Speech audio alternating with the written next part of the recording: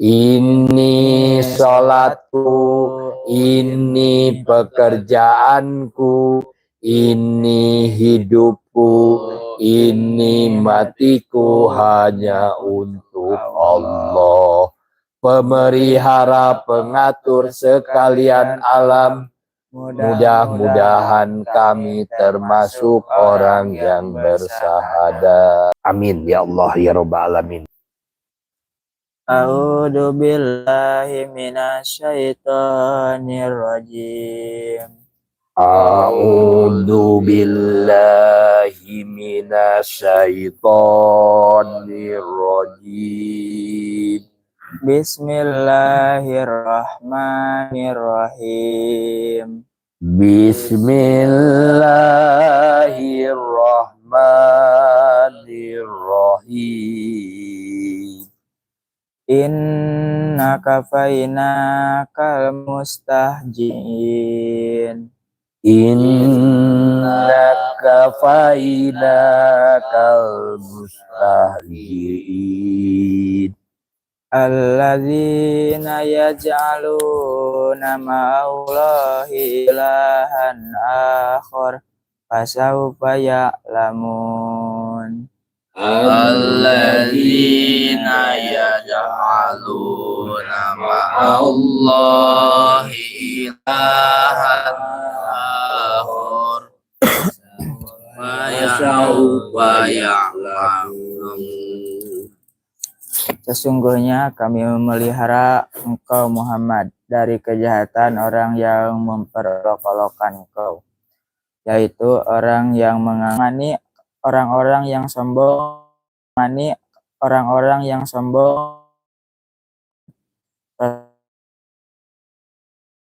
terhadap ancaman dan ejekan mereka yang berbuat pelajaran. Satu, Allah sebagai pelindung. Allah melindungi para nabi dan banyak yang. Dua, sabar terhadap tetap teguh dalam dakwah. Tiga, kesalahan syirik. Menyekutukan Allah adalah dosa besar yang akan membawa pelakunya pada kebinasaan. Empat, jaminan keadilan Allah. Orang yang menentang kebenaran akan merasakan akibat perbuatannya, baik di dunia maupun di akhirat. Sekian. Kita ini setiap subuh ya, ini mengadakan pengkajian ya, dari mulai jam 5 sampai jam 6.30. Mari kita sekarang dimulai dari Muhammad Ibrahim ya, akan mengemukakan mengenai tafsir selanjutnya menggunakan ChatGPT ya, menggunakan robot. Bismillahirrahmanirrahim. Untuk pada subuh hari ini kita akan menafsirkan surat Al-5 dan 96. Yang pertama dari diterapkan untuk kenegaraan. Tafsir ayat ini dari Allah kepada Rasulullah SAW bahwa Allah akan melindunginya dari ancaman, ejekan, atau upaya kejahatan yang dilakukan oleh musuh-musuhnya. Allah menguatkan hatinya, yaitu orang-orang yang menganggap,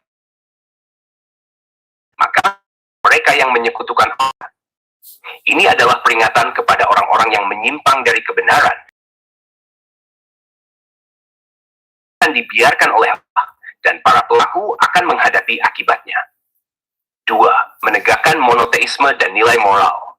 Dalam konteks kenegaraan, ayat ini dapat diterapkan dengan memastikan bahwa kebijakan dan undang-undang negara sejalan dengan prinsip-prinsip moral dan nilai-nilai luhur yang mengakui keesaan Allah. Negara harus mencegah praktik-praktik yang merusak akidah, seperti materialisme berlebihan, ketidakadilan sosial, atau ideologi yang bertentangan dengan prinsip ketuhanan. Ketiga, mengedepankan keadilan sebagai prinsip utama. Ayat ini mengajarkan pentingnya keadilan dalam sistem kenegaraan. Pemimpin negara harus memastikan bahwa hukum ditegakkan secara adil dan tidak memihak, serta bahwa rakyat mendapat perlindungan yang setara di bawah undang-undang. Nilai-nilai yang harus diterapkan di tingkat kenegaraan. 1. Keberanian moral dalam kepemimpinan. Pemimpin harus memiliki keberanian moral untuk menghadapi tantangan tanpa rasa takut atau terganggu oleh ejekan atau kritik yang tidak konstruktif. Mereka harus fokus pada visi negara yang lebih besar dan berlandaskan prinsip keadilan dan kebenaran. 2. Perlindungan terhadap rakyat. Sebagaimana Allah memberikan jaminan perlindungan kepada Rasulullah, negara juga memiliki tanggung jawab untuk melindungi rakyatnya dari ancaman, baik dari luar maupun dari dalam. Ini mencakup perlindungan fisik, sosial, dan ekonomi. 3. Tegaknya keadilan dan keseimbangan. Negara harus berperan sebagai penjaga keadilan. Ayat ini menegaskan bahwa pihak yang zalim akan menghadapi balasan, sehingga negara harus tegas dalam memberantas kejahatan dan penyimpangan tanpa diskriminasi. 4. Peringatan terhadap penyalahgunaan kekuasaan.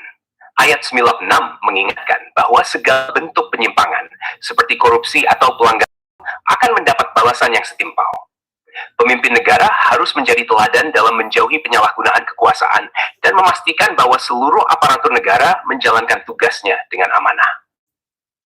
Kesimpulan, Surat Al-Hijr ayat 95-96 memberikan panduan penting untuk kenegaraan. 1. Keberanian dalam memimpin. Pemimpin harus tetap teguh menghadapi tantangan dan tekanan dengan keyakinan bahwa Allah akan melindungi mereka selama mereka berada di jalan kebenaran. 2. Keimanan sebagai dasar kepemimpinan. Pemimpin harus senantiasa bersandar kepada Allah dalam mengambil keputusan, memastikan bahwa tafsir surat Al-Hijr ayat 95-96 mengandung pelajaran yang sangat relevan untuk diterapkan dalam konteks kenegaraan, khususnya terkait dengan kepemimpinan, keberanian dalam menghadapi tantangan, serta keimanan dan keteguhan hati dalam menjalankan tugas.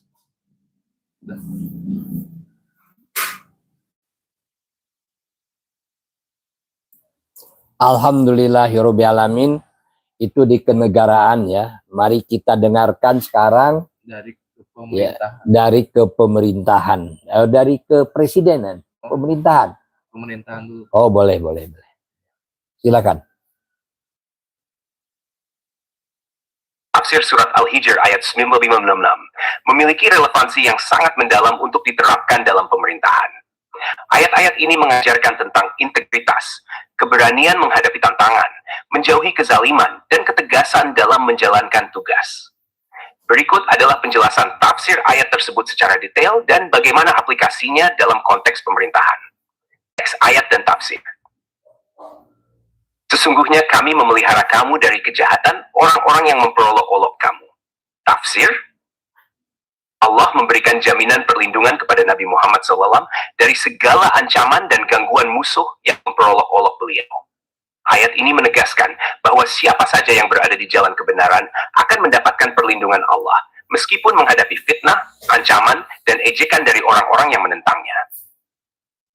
Dalam konteks pemerintahan, ini menjadi motivasi bagi pemimpin untuk tetap teguh dalam menjalankan amanah, meskipun menghadapi tekanan atau tantangan. Ayat 96, yaitu orang-orang yang menganggap adanya Tuhan yang lain di samping Allah, maka mereka kelak akan mengetahui akibatnya. Tafsir, ayat ini adalah peringatan bagi orang-orang yang menyimpang dari kebenaran dengan menyembah selain Allah atau menjadikan hawa nafsu, kekuasaan, atau harta sebagai Tuhan. Mereka akan mengetahui akibat buruk dari perbuatannya, baik di dunia maupun akhirat. Dalam pemerintahan, ini mengingatkan untuk menjauhi sikap tamak terhadap kekuasaan dan harta, serta menjaga integritas dalam menjalankan tugas. Penerapan tafsir dalam konteks pemerintahan. Keberanian menghadapi tantangan. Seorang pemimpin seringkali menghadapi ejekan, kritik, atau perlawanan dari pihak-pihak yang merasa dirugikan oleh kebijakan yang benar. Ayat 95 mengajarkan bahwa pemimpin yang berada di jalan yang benar akan mendapatkan perlindungan Allah, sehingga harus tetap teguh dan berani dalam menghadapi tekanan.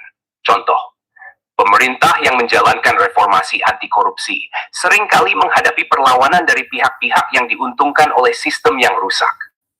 Dalam kondisi ini, pemimpin harus tetap tegas dan tidak gentar. Lindungi kebijakan publik yang bertujuan untuk kesejahteraan rakyat, meskipun mendapat protes dari kelompok tertentu. Prinsip yang diambil, Keberanian dan keyakinan bahwa Allah akan melindungi mereka yang menjalankan tugas dengan amanah. Menjaga integritas dan menolak penyembahan Tuhan-Tuhan baru. Penerapan dalam konteks modern, menyembah Tuhan selain Allah dapat berarti menempatkan kepentingan pribadi, kelompok, atau hawa nafsu di atas kebenaran dan keadilan. Pemerintahan harus bersih dari praktik korupsi, nepotisme, dan penyalahgunaan wewenang yang merusak integritas. Contoh, pemimpin yang mengambil keputusan berdasarkan kepentingan rakyat, bukan kepentingan pribadi atau tekanan dari oligarki.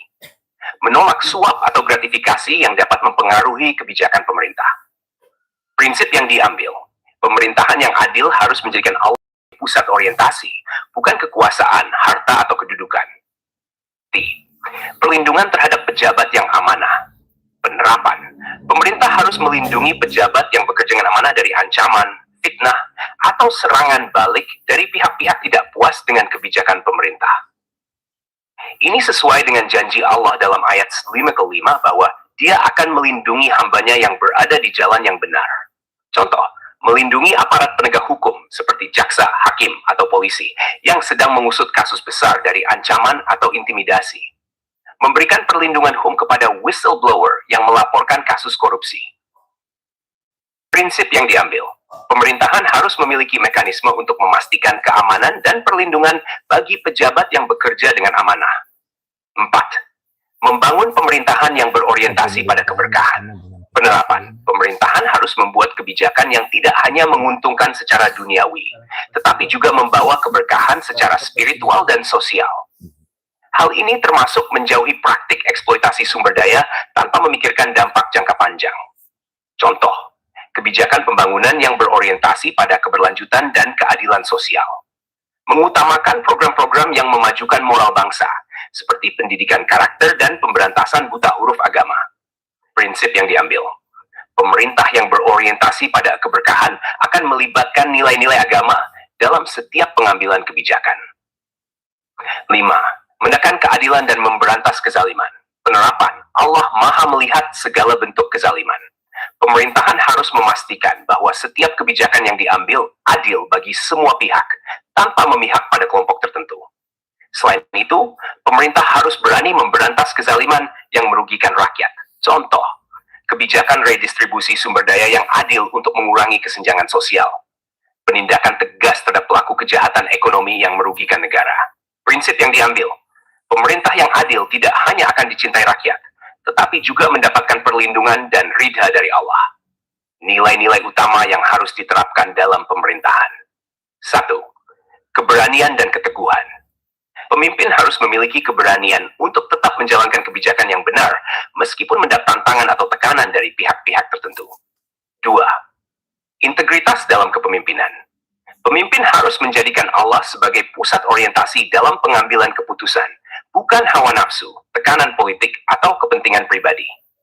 3. Perlindungan terhadap pejabat yang amanah.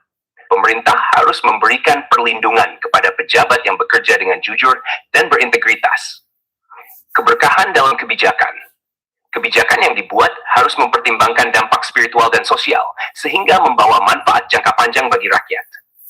5. Pencegahan kezaliman. Pemerintah harus tegas dalam memberantas segala bentuk kezaliman yang merugikan rakyat atau negara. 6. Orientasi akhirat dalam kepemimpinan. Pemimpin harus menyadari bahwa kekuasaan adalah amanah yang akan dipertanggungjawabkan di hadapan Allah, sehingga setiap tindakan harus sesuai dengan nilai-nilai kebenaran. Kesimpulan, tafsir surat Al-Hijr ayat 95-66 memberikan pelajaran penting dalam pemerintahan. 1. Pemimpin yang teguh dan berani akan mendapatkan perlindungan Allah. 2. Integritas dan penolakan terhadap penyimpangan harus menjadi landasan kepemimpinan. 3. Keadilan dan keberkahan dalam kebijakan menjadi prioritas utama dalam mengelola negara. Kesadaran akan tanggung jawab akhirat mendorong pemimpin untuk bekerja dengan ikhlas dan adil. Dengan menerapkan nilai-nilai ini, pemerintahan akan berjalan dengan adil, transparan, dan diridhai Allah, sehingga membawa kesejahteraan bagi seluruh rakyat. Alhamdulillah ya, itulah tafsir yang diterapkan di kepemerintahan ya ini. Sekarang surat Al-Hijr ayat 95 dan 96 untuk diterapkan di kepresidenan. Keren sekali ya. Ya, mari kita dengarkan penjelasan dari ChatGPT. Tafsir surat Al-Hijr 95-96 memiliki implikasi yang sangat relevan untuk diterapkan di institusi kepresidenan. Ayat ini mengajarkan pentingnya keteguhan hati, keberanian dalam menghadapi tantangan, perlindungan terhadap nilai-nilai kebenaran, dan menjauhi penyimpangan yang dapat merusak amanah kepemimpinan. Berikut adalah tafsirnya yang dijelaskan secara rinci dan aplikasinya dalam konteks kepresidenan. Teks ayat dan tafsir. Ayat 5-5. Sesungguhnya kami memelihara kamu dari kejahatan orang-orang yang memperolok-olok kamu. Tafsir. Allah memberikan jaminan perlindungan kepada Nabi Muhammad SAW dari gangguan, ancaman, dan ejekan orang-orang yang menentangnya. Jaminan ini relevan bagi siapa saja yang memegang amanah besar, termasuk seorang presiden. Sebagai pemimpin, kritik dan perlawanan adalah hal yang tak terhindarkan. Ayat ini mengajarkan bahwa siapapun yang berada di jalan kebenaran dan menjalankan amanah dengan baik akan mendapatkan perlindungan dari Allah, sekaligus kekuatan untuk menghadapi tantangan. Yaitu orang-orang yang menganggap adanya Tuhan yang lain di samping Allah. Maka mereka kelak akan mengetahui akibatnya. Ayat ini memperingatkan orang-orang yang menyekutukan Allah, baik secara langsung melalui penyembahan berhala, maupun secara tidak langsung melalui ketundukan kepada hawa nafsu, kekuasaan, atau materialisme. Dalam konteks kepemimpinan, ayat ini menyerukan agar presiden tidak tergoda oleh ambisi pribadi, penyalahgunaan kekuasaan, atau pengaruh pihak-pihak tertentu yang bertentangan dengan prinsip keadilan dan kebenaran. Jadi agama Islam itu agama universal ya, yang dimana nilai-nilainya kalau kita baca Al-Quran ini bisa diterapkan di berbagai arah ya, di berbagai lini. Ya. Dan karena ini sifatnya universal, maka bisa diterapkan di kepresidenan, di kehakiman, ya, di kejaksaan. Ya. Kita dengarkan ya dari kejaksaan.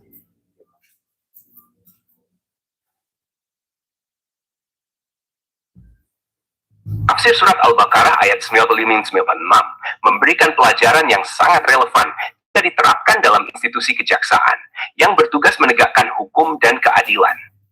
Ayat ini mengandung nilai-nilai penting tentang ketakutan akan kematian akibat dosa, sikap mencintai dunia secara berlebihan, serta akibat buruk dari sikap tersebut dalam kehidupan individu maupun institusi. Berikut adalah penjelasan mendalam dan penerapannya di konteks kejaksaan. Teks ayat dan tafsir. Ayat 95. Dan mereka tidak akan pernah menginginkan kematian itu selama-lamanya, disebabkan oleh apa yang telah diperbuat oleh tangan mereka. Dan Allah Maha mengetahui siapa orang-orang yang zalim. Tafsir. Ayat ini menjelaskan tentang orang-orang yang mengetahui bahwa amal mereka penuh dengan dosa dan kezaliman, sehingga mereka tidak menginginkan kematian karena takut akan konsekuensi amal buruk mereka di akhirat. Mereka sadar bahwa amal tersebut akan mendatangkan azab yang berat. Allah Maha mengetahui siapa saja yang zalim, dan tidak ada yang dapat menyembunyikan kezaliman mereka dari pengetahuannya. Relevansi dalam kejaksaan. Ayat ini mengingatkan jaksa dan aparat hukum agar selalu menjalankan tugas dengan adil, karena setiap tindakan yang menyimpang dari keadilan adalah bentuk kezaliman yang akan dipertanggungjawabkan di akhirat. Jaksa yang zalim, seperti memanipulasi kasus demi kepentingan pribadi atau melindungi kejahatan, sebenarnya sedang menyiapkan konsekuensi buruk bagi dirinya sendiri di hadapan Allah. Dan sungguh, kamu akan dapati mereka sebagai manusia yang paling tamak kepada kehidupan di dunia, bahkan lebih tamak daripada orang-orang musyrik. Masing-masing mereka ingin agar diberi umur 1000 tahun. Padahal umur panjang itu sekali-kali tidak akan menjauhkannya dari siksa. Allah Maha melihat apa yang mereka kerjakan. Tafsir. Ayat ini menggambarkan orang-orang yang sangat mencintai dunia dan berharap hidup panjang, bahkan melebihi orang-orang musyrik. Namun, umur panjang tidak dapat menyelamatkan mereka dari siksa jika mereka terus melakukan dosa dan kezaliman. Allah Maha melihat segala amal perbuatan manusia, termasuk mereka yang menyembunyikan keburukan di balik kedudukan atau kekuasaan. Relevansi dalam kejaksaan. Ayat ini mengingatkan jaksa agar tidak tergoda oleh dunia, seperti materi, jabatan, atau pujian.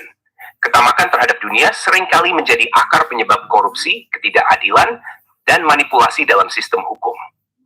Umur panjang yang diinginkan oleh sebagian orang tidak memiliki arti jika tidak diiringi dengan amal yang baik, terutama dalam menjalankan tugas sebagai penegak keadilan. Penerapan tafsir dalam konteks kejaksaan. 1. Menjalankan amanah dengan adil. Makna, kejaksaan memiliki peran strategis dalam menegakkan hukum dan keadilan. Ayat 95 mengingatkan bahwa setiap kezaliman, sekecil apapun, akan diketahui oleh Allah dan harus dipertanggungjawabkan di akhirat. Jaksa harus menjunjung tinggi integritas dalam menangani setiap kasus. Aplikasi, memastikan setiap perkara ditangani secara transparan tanpa tekanan dari pihak luar. Tidak memihak kepada salah satu pihak yang berperkara, meskipun ada iming-iming suap atau ancaman. Contoh nyata, menolak suap atau gratifikasi yang bertujuan memanipulasi fakta hukum. Melindungi korban kejahatan dengan memberikan tuntutan yang setimpal kepada pelaku. 2. Menjauhi ketamakan terhadap dunia.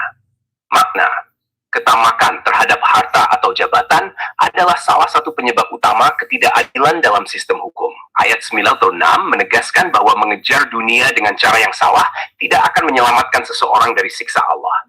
Kejaksaan harus menjadi lembaga yang bebas dari korupsi dan penyalahgunaan kekuasaan. Aplikasi, membentuk sistem pengawasan internal yang efektif untuk mencegah praktik korupsi. Memberikan sanksi tegas kepada jaksa yang terbukti melakukan pelanggaran, termasuk menerima suap atau gratifikasi. Contoh nyata, menegakkan kebijakan zero tolerance terhadap jaksa yang terlibat dalam mafia hukum. Membuat kebijakan untuk meningkatkan kesejahteraan aparat hukum agar mereka tidak tergoda oleh materi yang ditawarkan pihak-pihak yang berperkara. Menyadari pertanggungjawaban di akhirat. Makna, jaksa harus selalu mengingatkan bahwa setiap tindakan mereka akan dipertanggungjawabkan di hadapan Allah. Ayat 95 mengingatkan bahwa kezaliman yang dilakukan terhadap rakyat, meskipun kecil, akan menjadi sebab seseorang takut menghadapi kematian. Aplikasi, melatih kesadaran spiritual para jaksa melalui program pembinaan agama. Mengingatkan bahwa jabatan di kejaksaan adalah amanah yang harus dijalankan dengan penuh tanggung jawab, bukan untuk kepentingan pribadi. Contohnya, menyelesaikan kasus hukum dengan jujur tanpa memihak kepada pihak yang memberikan tekanan politik atau ekonomi. Menanamkan budaya kerja yang berorientasi pada ibadah dan pelayanan kepada masyarakat. Menghindari penyimpangan kekuasaan. Makna, kekuasaan besar yang dimiliki kejaksaan berpotensi disalahgunakan jika tidak dikontrol dengan nilai-nilai spiritual. Ayat 96 mengajarkan bahwa cinta terhadap dunia, jika berlebihan, akan mendorong seseorang melakukan penyimpangan. Aplikasi, memastikan bahwa setiap jaksa tidak hanya memiliki kompetensi hukum, tetapi juga integritas moral yang tinggi. Membentuk budaya organisasi yang transparan dan akuntabel. Contoh nyata, menolak intervensi politik dalam penanganan kasus besar yang melibatkan pejabat tinggi atau pengusaha. Mengutamakan kepentingan rakyat dalam setiap keputusan hukum, bukan kepentingan golongan tertentu. 5. Membentuk sistem hukum yang berkeadilan. Makna, kejaksaan adalah pilar utama dalam sistem hukum. Ayat-ayat ini menegaskan pentingnya menegakkan keadilan, bukan hanya karena tanggung jawab kepada rakyat, tetapi juga kepada Allah yang Maha Mengetahui. Aplikasi, membentuk sistem peradilan yang bebas dari praktik mafia hukum. Memastikan bahwa setiap pelaku kejahatan tanpa memandang status sosial mendapatkan hukuman yang setimpal. Contoh nyata, mengusut kasus korupsi besar dengan transparan dan profesional, meskipun pelakunya memiliki kekuatan politik atau ekonomi. Memberikan perlindungan hukum kepada pihak yang lemah atau tertindas. Kesimpulan, tafsir surat Al-Baqarah ayat 95-66 memberikan panduan moral dan spiritual yang penting untuk diterapkan di institusi kejaksaan. Ayat ini mengajarkan, 1. Bahaya kezaliman. Jaksa harus selalu adil dalam menjalankan tugasnya. 2. Ketamakan sebagai sumber kejahatan. Cinta dunia yang berlebihan akan membawa pada penyimpangan hukum. 3. Pertanggungjawaban akhirat. Setiap tindakan aparat hukum akan dimintai pertanggungjawaban oleh Allah. Transparansi dan integritas. Kejaksaan harus menjadi lembaga yang bersih, profesional, dan melayani rakyat. 5. Keberanian dalam menghadapi tekanan. Jaksa harus berani menegakkan hukum tanpa takut kepada siapapun kecuali Allah. Dengan memahami dan menerapkan nilai-nilai dari ayat ini, kejaksaan dapat menjadi lembaga yang tidak hanya menegakkan hukum, tetapi juga menjadi contoh teladan dalam keadilan dan integritas.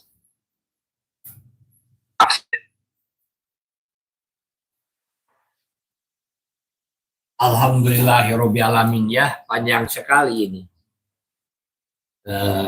Alhamdulillah, silakan bagi yang mau bertanya, ya, dengar yang sekarang hari ini sedang menonton streaming, ya, dari QVC Jasalon di Kiloan ini di Jalan Ciledug, ya, di belakang Bank Muamalat. Ya, silakan saja, bisa ditulis di bawah, ya. Bisa ditanyakan, kita berdiskusi, ya. Dan kepada teman-teman yang sekarang lagi ikut pengajian juga dipersiapkan, ya, pertanyaan-pertanyaannya kalau masih ada pertanyaan. Silakan, Ibrahim, apalagi yang hendak dibicarakan? Untuk selanjutnya itu tafsir surat Al-Hijr untuk diterapkan di kehakiman. Coba, ya, di kehakiman, ya. Ya. Mari kita dengarkan penjelasannya. Tafsir surat Al-Hijr ayat 95-96 dalam konteks kehakiman. Ayat 95. Sesungguhnya kami memelihara kamu dari kejahatan orang yang memperolok-olokkan makna dan penerapan dalam kehakiman. Makna. Ayat ini menegaskan bahwa Allah melindungi orang yang berada di jalan yang benar dari ancaman dan fitnah, termasuk ejekan dan perlawanan dari pihak yang tidak suka dengan kebenaran. Para hakim yang seringkali dihadapkan pada tekanan, ancaman, atau kritik dari pihak yang dirugikan oleh keputusan mereka, mendapatkan pengajaran bahwa Allah akan melindungi mereka selama mereka menjalankan tugas dengan adil. Penerapan dalam kehakiman. Hakim harus memiliki keberanian untuk membuat keputusan yang adil, meskipun itu dapat membuat mereka menjadi sasaran kritik atau ancaman. Mereka harus tetap teguh pada prinsip hukum, mengetahui bahwa Allah akan menjaga mereka dari kejahatan atau tekanan dari pihak-pihak yang tidak puas dengan keputusan yang diambil. Aplikasi dalam kehakiman. Menghadapi tekanan eksternal. Hakim perlu memiliki keteguhan hati dan keberanian dalam mengambil keputusan, meskipun ada ancaman atau tekanan, baik dari pihak penguasa, kelompok tertentu, atau masyarakat. Menjaga independensi. Dalam kondisi apapun, hakim harus tetap independen dan tidak terpengaruh oleh pengaruh eksternal yang bisa merusak keputusan mereka. Allah akan melindungi mereka yang menjaga keadilan. Contoh nyata, hakim yang tetap memutuskan perkara dengan adil meskipun menghadapi protes keras atau ancaman dari pihak yang dirugikan. Hakim yang menegakkan hukum terhadap orang berpengaruh meskipun mereka menerima tekanan politik atau sosial. Ayat 96. Yaitu orang-orang yang menganggap adanya Tuhan yang lain di samping Allah, maka mereka kelak akan mengetahui akibatnya. Makna dan penerapan dalam kehakiman. Makna. Ayat ini memperingatkan bahwa mereka yang mendewakan selain Allah, seperti materi, kekuasaan, atau posisi tertentu, akan mendapatkan akibat buruk di akhirat. Dalam konteks kehakiman, ini mengingatkan hakim untuk tidak terjebak dalam penyalahgunaan kekuasaan atau ketergantungan pada kekuatan luar, seperti politik, kekayaan, atau tekanan dari pihak tertentu. Penerapan dalam kehakiman. Hakim harus menjaga integritas moral mereka dan menegakkan hukum tanpa terpengaruh oleh ambisi pribadi atau pengaruh eksternal. Mereka harus mengutamakan keadilan dan kebenaran daripada keuntungan duniawi, karena Allah akan meminta pertanggungjawaban atas setiap keputusan yang diambil. Aplikasi dalam kehakiman. Menghindari korupsi dan suap. Hakim harus menolak segala bentuk suap atau pengaruh yang dapat memengaruhi keputusan mereka. Mereka harus sadar bahwa pengadilan yang adil adalah amanah besar yang harus dijaga. Menjaga integritas. Keputusan yang diambil harus bebas dari pertimbangan pribadi, kekuasaan, atau keuntungan materi. Semua keputusan harus berdasarkan bukti dan hukum yang berlaku, bukan berdasarkan kepentingan pribadi. Contoh nyata. Hakim yang menolak segala bentuk gratifikasi atau suap dari pihak yang ingin memengaruhi hasil keputusan. Hakim yang membuat keputusan dengan objektivitas penuh, tanpa terpengaruh oleh status sosial, kekuasaan, atau tekanan dari kelompok-kelompok tertentu. Kesimpulan penerapan tafsir dalam kehakiman. 1. Keberanian dan keteguhan. Hakim harus berani dan tegas dalam menjalankan hukum, meskipun mereka mungkin harus menghadapi kritik atau ancaman dari pihak yang dirugikan. Keberanian untuk menegakkan kebenaran dan keadilan adalah bentuk perlindungan yang Allah berikan kepada mereka yang memegang amanah ini. 2. Independensi dalam mengambil keputusan. Hakim harus tetap independen dan tidak terpengaruh oleh tekanan luar atau kepentingan pribadi. Hukum harus ditegakkan berdasarkan kebenaran dan keadilan, tanpa adanya pengaruh politik atau materi. 3. Menjaga integritas dan moralitas. Kehakiman harus dilandasi oleh moralitas yang tinggi, dengan menempatkan keadilan di atas segala-galanya. Allah memperingatkan agar tidak ada yang mendewakan kekuasaan atau materi, karena akhirnya semua keputusan akan dipertanggungjawabkan. Amanah yang besar. Menjadi hakim adalah sebuah amanah yang besar yang harus dijaga dengan penuh tanggung jawab. Setiap keputusan yang diambil harus didasarkan pada prinsip keadilan, dengan kesadaran penuh bahwa keputusan tersebut akan dipertanggungjawabkan, baik di dunia maupun di akhirat. Dengan memahami tafsir ini, hakim dapat lebih berfokus pada tugas mereka untuk menegakkan keadilan dengan integritas yang tinggi, menghindari penyalahgunaan kekuasaan, dan menjalankan tugas mereka sebagai bentuk ibadah pada Allah. Alhamdulillahirrahmanirrahim. Itu ya jawaban dari robot ya. Tafsir Al-Quran surat Al-Hijr ayat 95-96. 95-96. Sekarang ada pertanyaan nih dari dari Paldes ya. Paldes ini dari Mekar Mukti ya, dari Pamuntut ya. Ada pertanyaan yang hendak ditanyakan dan mahasiswa Staidah Muhammadiyah tingkat akhir.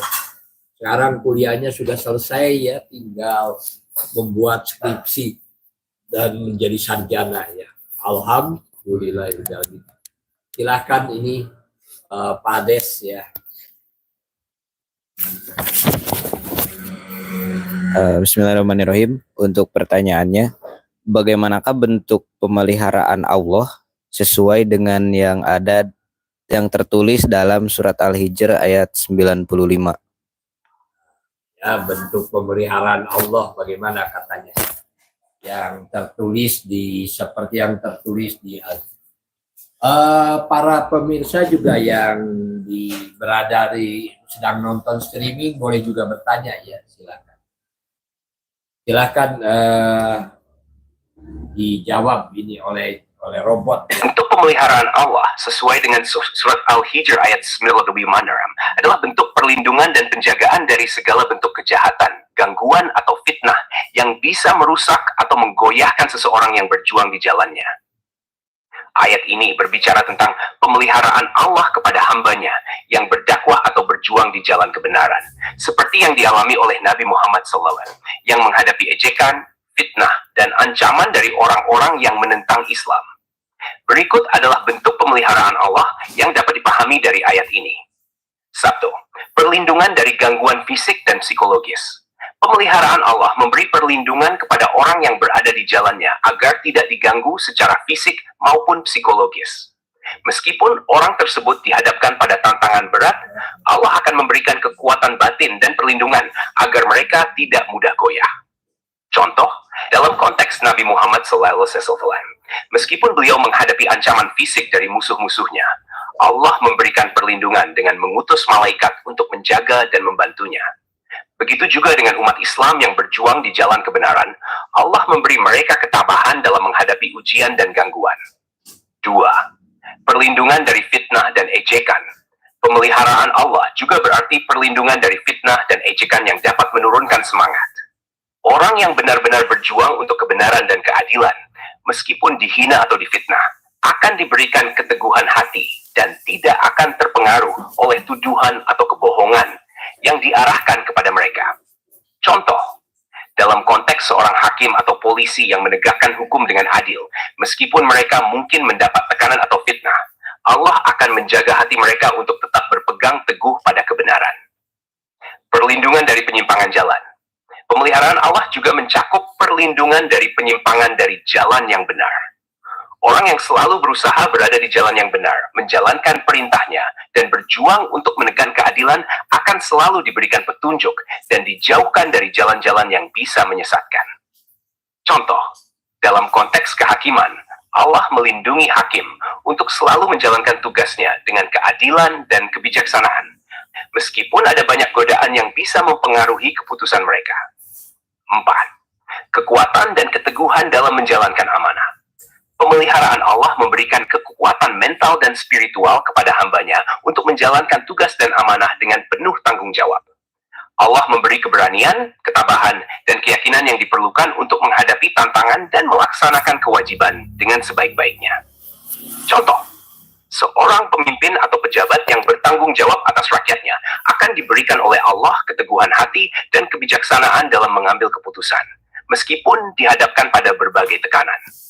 Kesimpulan, pemeliharaan Allah sesuai dengan surat Al-Hijr ayat 95 mencakup berbagai bentuk perlindungan, baik fisik, psikologis, maupun spiritual, yang diberikan kepada hambanya yang berada di jalan yang benar. Ini adalah janji Allah bagi mereka yang berjuang untuk menegakkan kebenaran dan keadilan. Pemeliharaan ini memberi mereka kekuatan, keteguhan, dan perlindungan dari segala bentuk gangguan atau ancaman yang mungkin datang dari luar, serta menjaga hati mereka agar tetap lurus di jalannya. Bentuk pemeliharaan.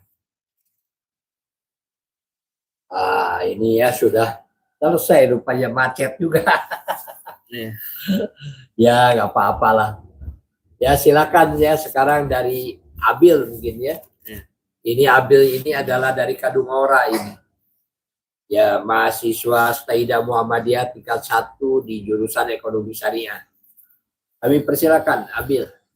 Mau bertanya apa?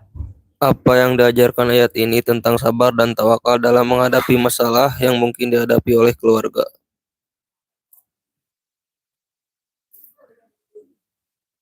Diulang, Bil. Ini nggak kedengaran nih. Apa yang diajarkan ayat ini tentang sabar dan tawakal dalam menghadapi masalah yang mungkin dihadapi oleh keluarga? Ya, sabar dan tawakal yang mungkin dihadapi oleh keluarga ya. Ya, silakan ya. Surat Al-Hijr ayat 9 mengajarkan kita tentang pentingnya sabar dan tawakal dalam menghadapi tantangan dan ujian hidup, termasuk yang mungkin dihadapi oleh keluarga. Ayat ini mengandung pesan yang mendalam mengenai bagaimana Allah memberikan perlindungan dan pertolongan kepada hambanya yang teguh di jalannya, meskipun menghadapi ujian berat seperti fitnah, gangguan, atau tantangan hidup lainnya.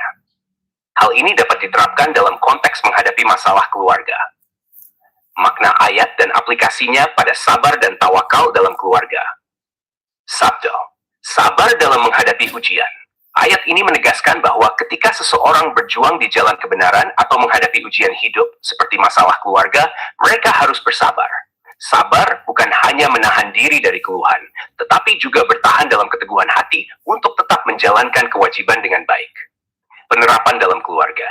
Ketika masalah datang, seperti perbedaan pendapat, konflik dalam rumah tangga, atau masalah keuangan, ayat ini mengingatkan kita untuk tetap sabar.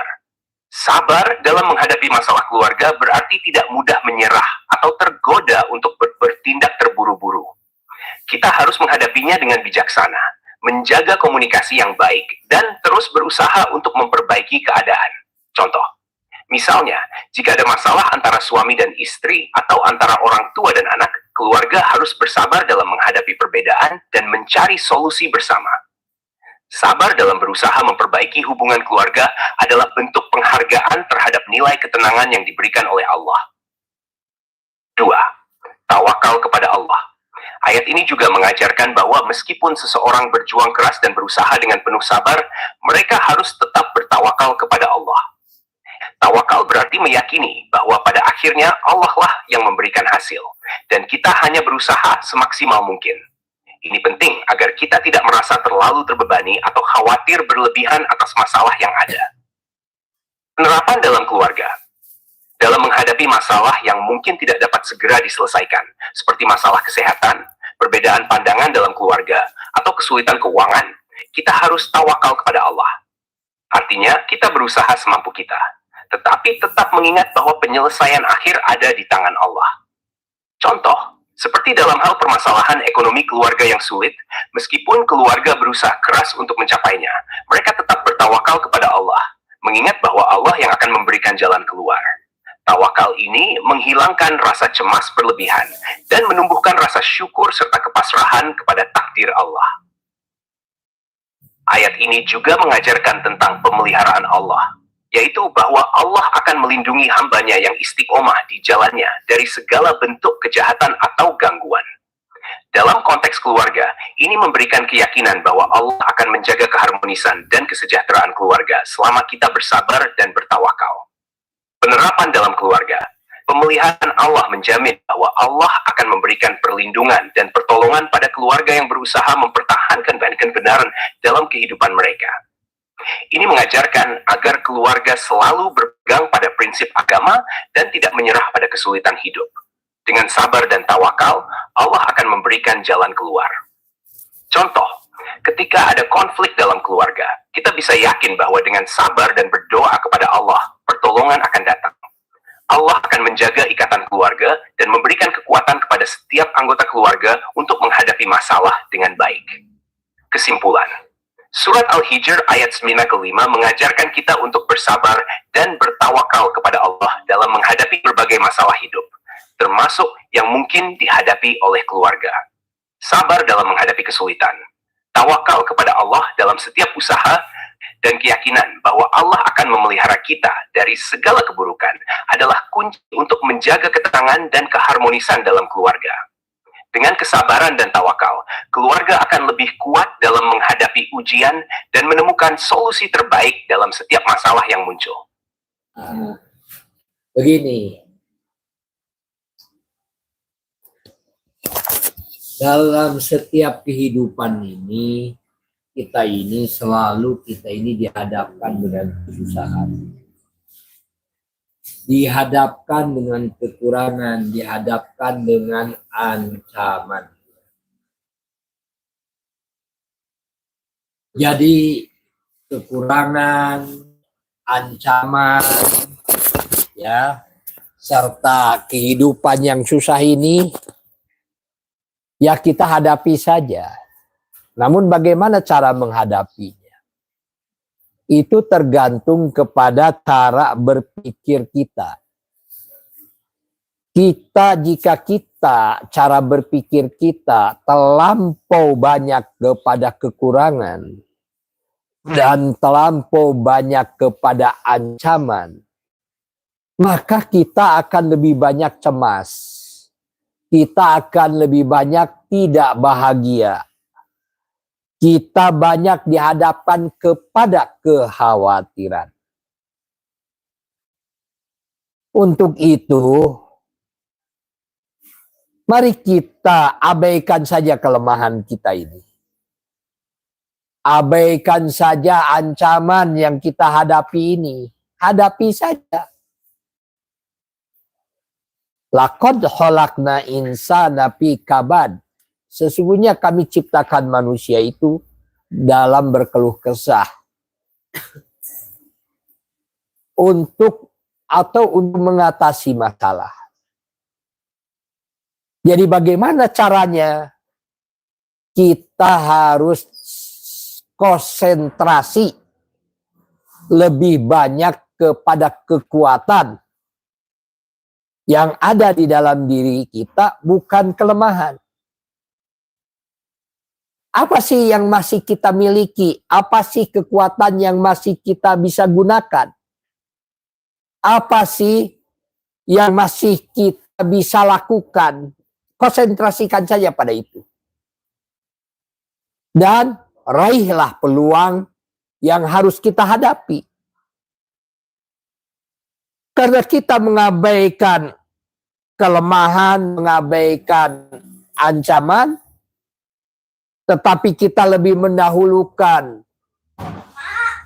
tujuan yang hendak kita capai, yang harus kita capai.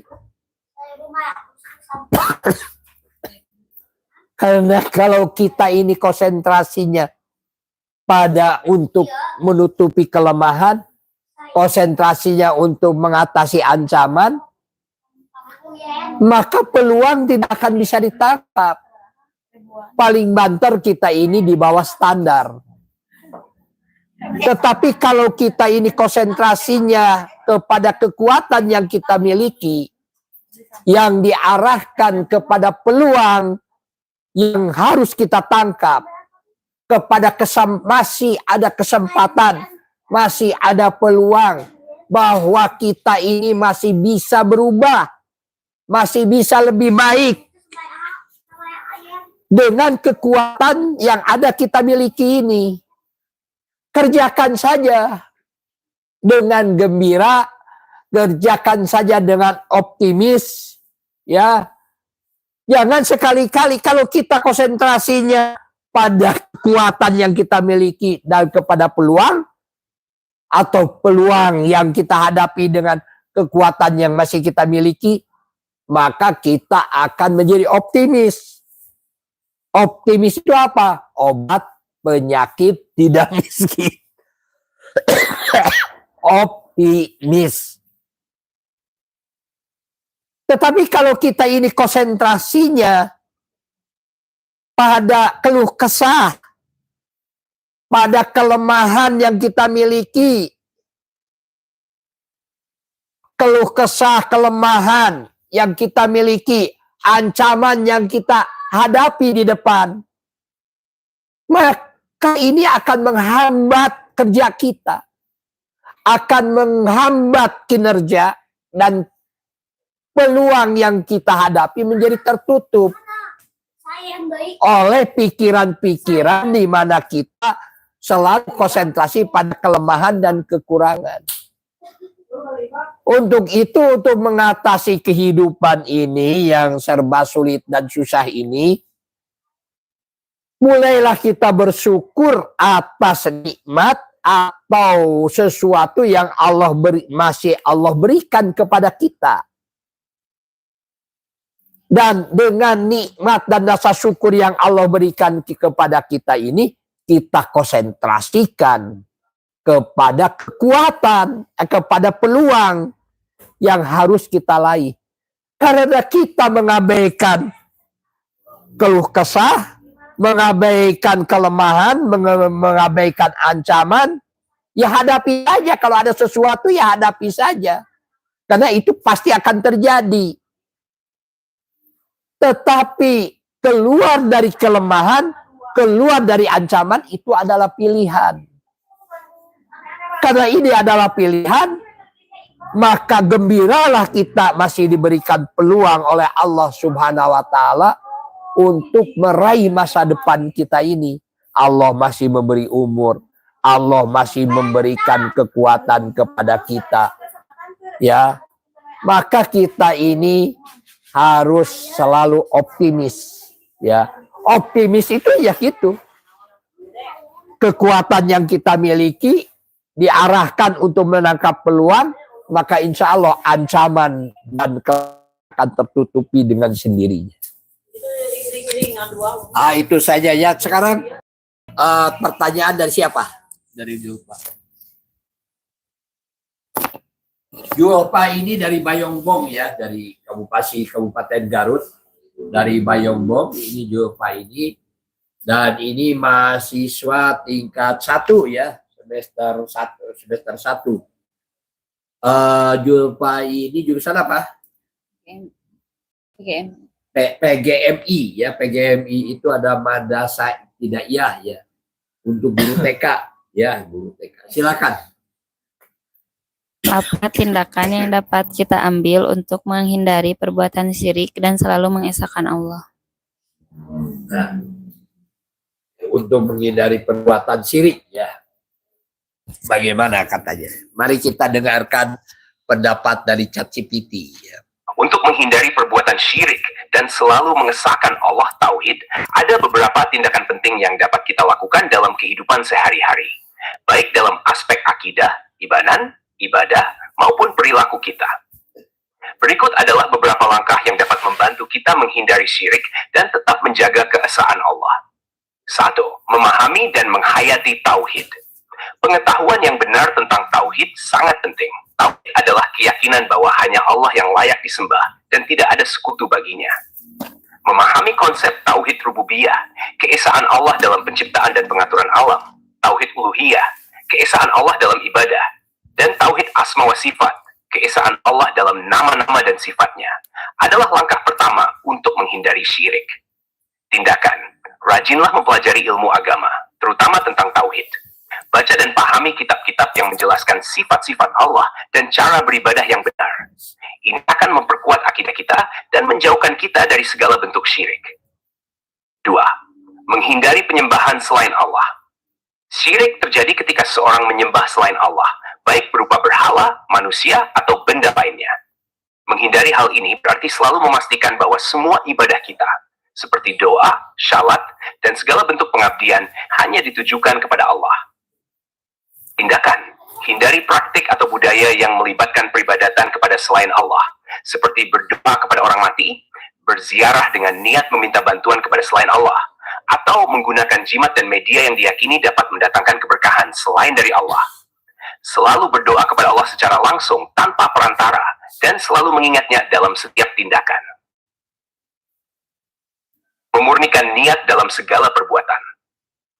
Niat yang ikhlas hanya karena Allah adalah inti dari segala ibadah. Dalam setiap perbuatan, baik yang besar maupun kecil, pastikan tujuan utama kita adalah untuk mendapatkan ridha Allah, bukan untuk mendapatkan pujian atau manfaat duniawi. Tindakan, selalu periksa niat kita sebelum melakukan apapun.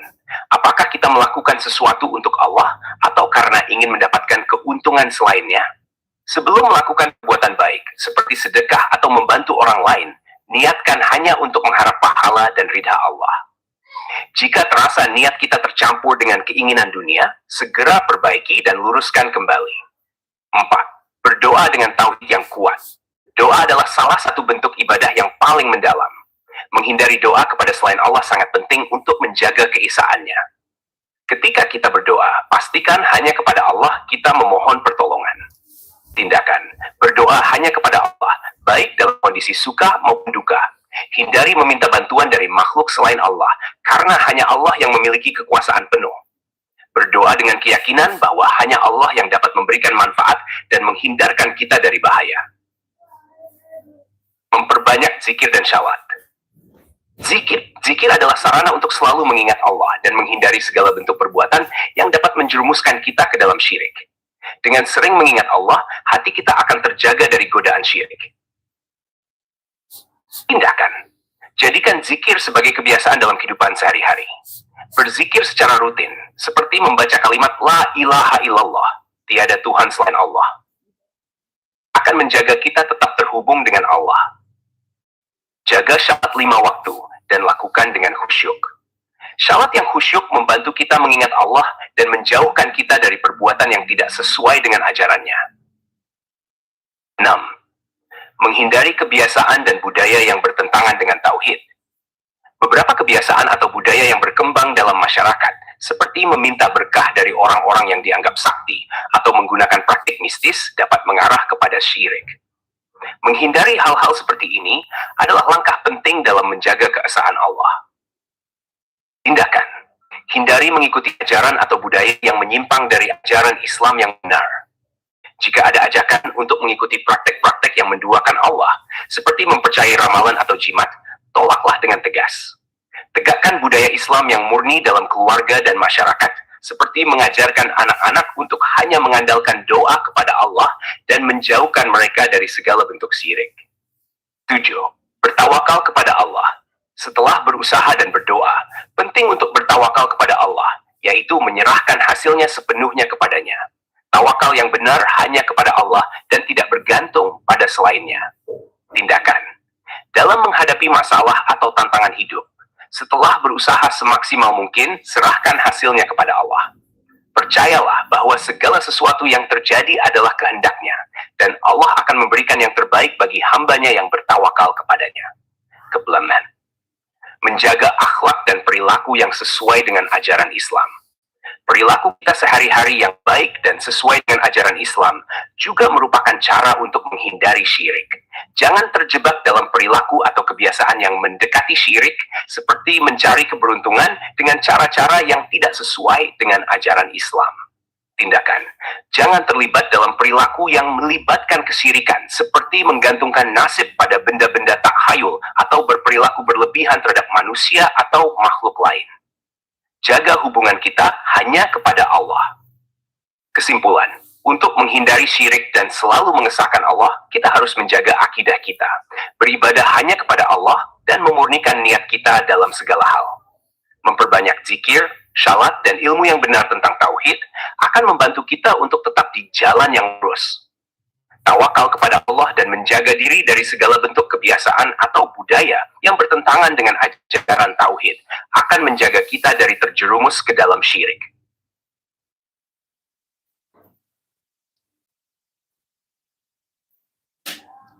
Alhamdulillahirobbilalamin. Luar biasa ya. Masih ada pertanyaan dari siapa? Oh, dari Teh Alma ya. Ini Teh Alma itu adalah mahasiswa tingkat berapa itu? 3. Mahasiswa tingkat 3 ya. Alma itu dari Sumur Bandung ya. Dari Bandung, dari Sumur Bandung. Ya, mari kita dengarkan ini pertanyaan dari Teh Alma ya. Apa hikmah dari ancaman Allah kepada kaum musyrik? Apa hikmah ancaman Allah kepada kaum musyrik, katanya ya. Alhamdulillahirobbilalamin. Mari kita dengarkan bagaimana ya jawabannya dari robot ya ini. Saya bertanya ya, silakan kalau ada pertanyaan. Kalau ada pertanyaan yang lain ya kan boleh bertanya, tinggal diketik saja di bawah. Begitu berkomentar ya, jangan lupa like begitu dan share ya dan subscribe ya. Ya silakan Ibrahim, bagaimana ini? Hikmah dari ancaman Allah kepada kaum musyrik sangatlah dalam dan mengandung banyak pelajaran berharga. Dalam Al-Quran, Allah sering memberikan ancaman kepada kaum musyrik, orang yang menyekutukan Allah, sebagai bentuk peringatan agar mereka kembali ke jalan yang benar, yaitu menyembah Allah semata dan meninggalkan perbuatan syirik. Ancaman ini tidak hanya untuk kaum musyrik di masa lalu, tetapi juga sebagai pelajaran bagi umat Islam di setiap zaman. Berikut beberapa hikmah yang dapat diambil dari ancaman Allah kepada kaum musyrik. 1. Mengajarkan pentingnya tauhid. Ancaman Allah terhadap kaum musyrik menunjukkan betapa pentingnya menjaga keesaan Allah tauhid dalam segala aspek kehidupan. Allah sangat menekankan agar umat manusia tidak menyekutukannya dengan apapun. Syirik adalah dosa terbesar yang tidak akan diampuni oleh Allah jika dilakukan tanpa bertaubat. Hikmah, ancaman ini mengajarkan kita untuk senantiasa menjaga keimanan dan keikhlasan dalam beribadah hanya kepada Allah. Dalam kehidupan sehari-hari, kita diajarkan untuk menjauhkan diri dari segala bentuk kesyirikan, baik yang nyata maupun yang tersembunyi. 2. Memberi hikmah dari ancaman Allah kepada kaum musyrik sangatlah dalam dan mengandung banyak pelajaran berharga. Dalam Al-Quran, Allah sering memberikan ancaman kepada kaum musyrik, orang yang menyekutukan Allah, sebagai bentuk peringatan agar mereka kembali ke jalan yang benar, yaitu menyembah Allah semata. Ancaman ini tidak hanya untuk kaum musyrik, tetapi juga sebagai pelajaran bagi umat Islam di setiap zaman. Berikut beberapa hikmah yang dapat diambil dari ancaman Allah kepada kaum musyrik. 1. Mengajarkan pentingnya tauhid. Ancaman Allah terhadap kaum musyrik menunjukkan betapa pentingnya menjaga keesaan Allah tauhid dalam segala aspek kehidupan. Allah sangat menekankan agar umat manusia tidak menyekutukannya dengan apapun. Syirik adalah dosa terbesar yang tidak akan diampuni oleh Allah jika dilakukan tanpa bertaubat. Hikmah, ancaman ini mengajarkan kita untuk senantiasa menjaga keimanan dan keikhlasan dalam beribadah hanya kepada Allah. Dalam kehidupan sehari-hari, kita diajarkan untuk menjauhkan diri dari segala bentuk kesyirikan, baik yang nyata maupun yang tersembunyi. 2. Memberi hikmah dari ancaman Allah kepada kaum musyrik sangatlah dalam dan mengandung banyak pelajaran berharga. Dalam Al-Quran, Allah sering memberikan ancaman kepada kaum musyrik, orang yang menyekutukan Allah, sebagai bentuk peringatan agar mereka kembali ke jalan yang benar, yaitu menyembah Allah semata dan meninggalkan perbuatan syirik. Ancaman ini tidak hanya untuk kaum musyrik di masa lalu, tetapi juga sebagai pelajaran bagi umat Islam di setiap zaman. Berikut beberapa hikmah yang dapat diambil dari ancaman Allah kepada kaum musyrik. 1. Alhamdulillahirobbilalamin ya. Kami dari Q Cuci Jasa Laundry Kiloan ya. Abu Ismail Akikah, Raja Sate ya. Di mana semua bisnis yang kami kerjakan itu adalah untuk mendidik anak-anak yang kurang mampu untuk bisa menyelesaikan menjadi seorang sarjana. Jadi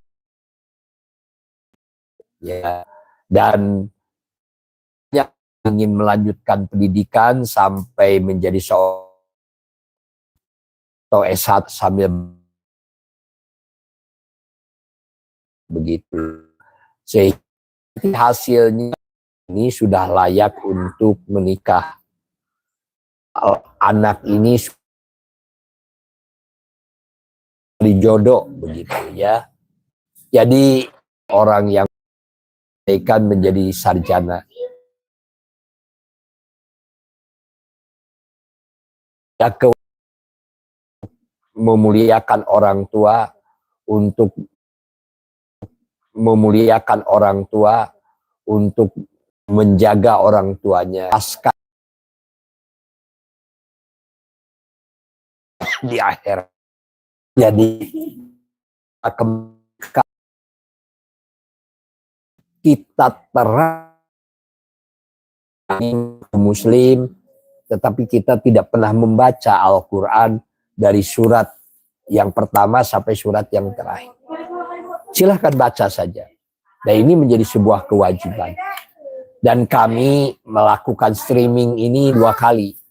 Yaitu pada pagi hari dari jam 5 sampai jam 6.30. Dan nanti malam hari dari jam 7.30 sampai jam 9. Mudah-mudahan ini bermanfaat ya bagi kita semua. Dan tolong doakan supaya saya sehat begitu. Dan saya juga bisa dilepaskan dari kesulitan hidup di dunia dan kesulitan hidup di akhirat. Amin ya Allah ya Rabbal Alamin. Sekian saya. Mari kita sekarang ditutup dengan doa ya. Bersama-sama. A'udzu billahi minasyaitonir rajim. Bismillahirrahmanirrahim. Rabbana la tuzigh qulubana ba'da id hadaitana wa hab lana min ladunka rahmah innaka antal wahhab. Rabbana innaka jami'un nasi liyaumil la raiba fi. Innallaha la yuhati kami kepada kesesatan. Setelah engkau berikan petunjuk kepada kami, dan karuniakanlah rahmat dari sisimu. Sesungguhnya engkau maha pemberi. Ya Tuhan kami, Engkaulah yang akan mengumpulkan manusia pada hari yang tidak ada keraguan padanya.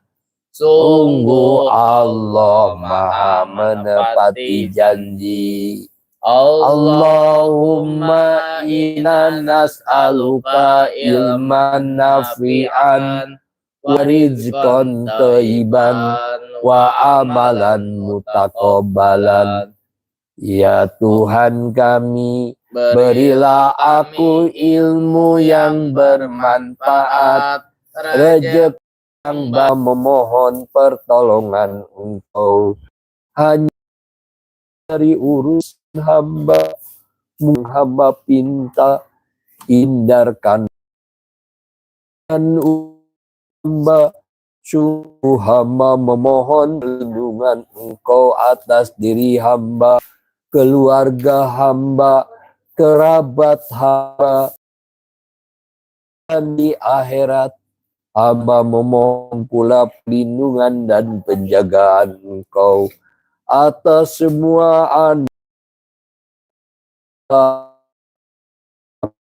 yang beriman.